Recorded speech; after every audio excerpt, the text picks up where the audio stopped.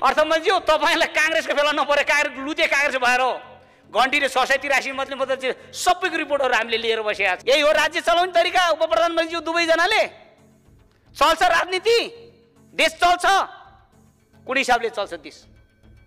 तपाईँहरूले मात्र अगाउनु पर्ने, तपाईँहरूले मात्र चुनाव जित्नु पर्ने, तपाईँहरू मात्र मन्त्री हुनु पर्ने। किताबले ढोगेर 84 को चुनावमा यो दुईटी उप प्रधानमन्त्री कुनै पनि दुईटी उप प्रधानमन्त्री यो हाउसमा नआओस् भन्ने कुरा म बुद्ध भगवान पशुपति प्रार्थना गर्दै उप प्रधानमन्त्रीज्यू देश चल्दैन, डुबिसक्यो काङ्ग्रेसहरू।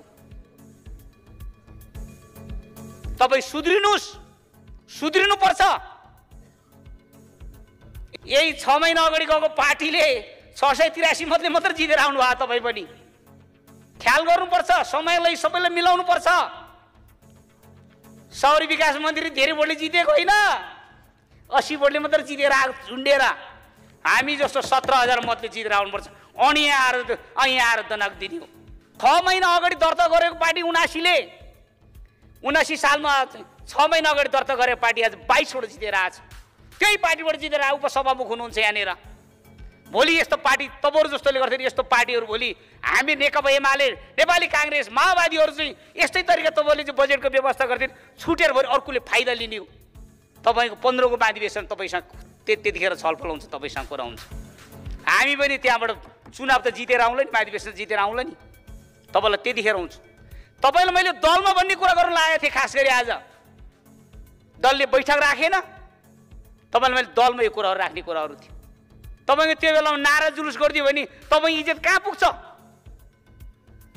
तपाईँले काठमाडौँ जिल्लालाई देख्ने, तपाईँले रामेछाप तपाईँलाई मैले निवेदन दिएको थिएँ।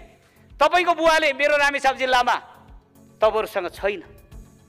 टिबिटिन भाषामा भन्छ दिमिन्दु घाइचिकी, दिमाग कहाँ छ? तपाईँले के काठमाडौँ मात्र देख्नुभयो? यो चाहिँ 207 और 3 करोड बजेट हाल्ने अरू 77 जिल्लामा छैन। यही यसरी चल्छ। यसरी फेरि तपाईँ त प्रधानमन्त्रीमा लाइन नपुगेको मान्छे। तपाईँको पिता गणेशमान सिंहलाई चाहिँ प्रधानमन्त्री खाऊ भन्दाखेरि बौद्ध लाउने बेलामा चाहिँ नखाएको छोरा तपाईँ। यो तरिकाले तपाईँले अब के हुनुहुन्छ? तपाईँ अब कहाँ जानुहुन्छ राजनीतिमा? अब तपाईँले मलाई आज मान्ने मात्र सोचेको? नेपाली काङ्ग्रेसको जिल्ला सभापति कुनै पनि महाधिवेशन महासमिति कार्य समिति कुनै पनि नउठेर जितेको पार्टी। बुझ्नुभयो?